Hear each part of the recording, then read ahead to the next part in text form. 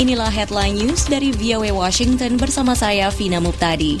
Mantan Presiden Georgia yang dipenjara, Mikhail Saakashvili, yang mogok makan sejak 1 Oktober, perlu dirawat inap karena kondisinya memburuk.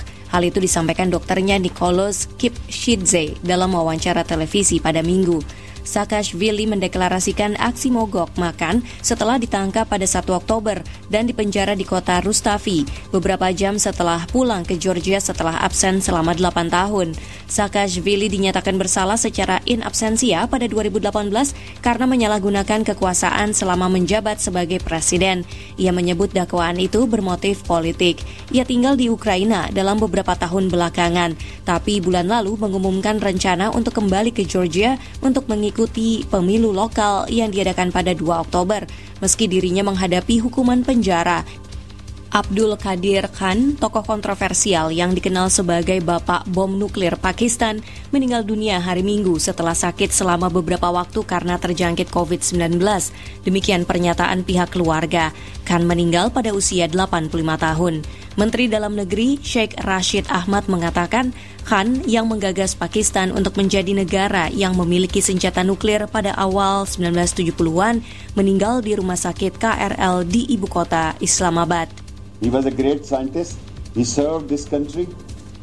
He served this country with emotion, dignity, respect, and with hard work. Ribuan orang menghadiri upacara pemakaman kenegaraan di Masjid Faisal yang terbuat dari marmer putih besar di ibu kota.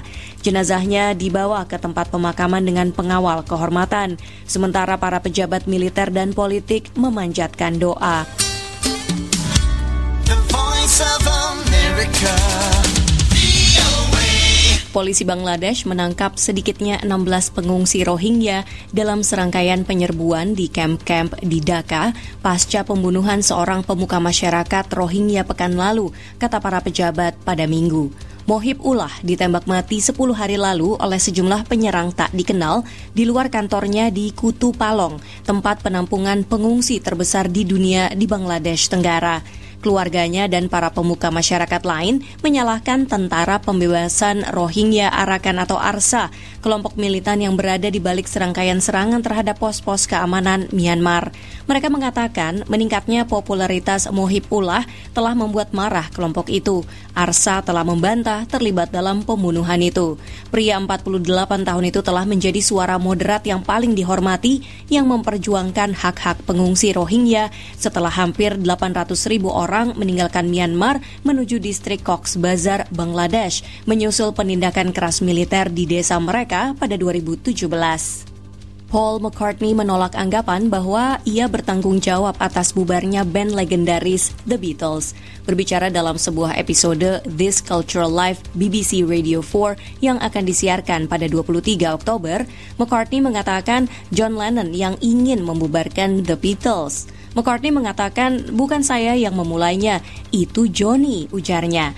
Para fans band itu sejak lama memperdebatkan siapa yang bertanggung jawab atas bubarnya kelompok itu. Banyak yang menyalahkan McCartney. Tapi McCartney mengatakan keinginan Lennon untuk berpisah merupakan penyebab utamanya.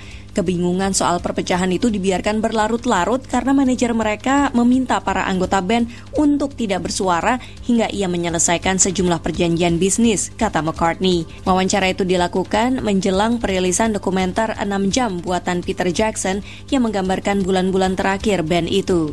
Seorang artis opera di teater Bolshoi yang legendaris di Rusia tewas dalam kecelakaan di panggung dalam sebuah pertunjukan opera, kata perusahaan di Moskow itu. Teater itu mengatakan insiden tersebut terjadi pada Sabtu di tengah pergantian set Sadko, opera abad ke-19 oleh komposer Rusia Nikolai Rimsky-Korsakov. Siaran pers mengatakan pertunjukan langsung dihentikan dan penonton diminta meninggalkan ruangan, katanya kepada kantor berita Interfax. Komite Penyelidikan Moskow mengatakan dalam pernyataan bahwa pihaknya sedang menyelidiki kematian seniman berusia 37 tahun itu.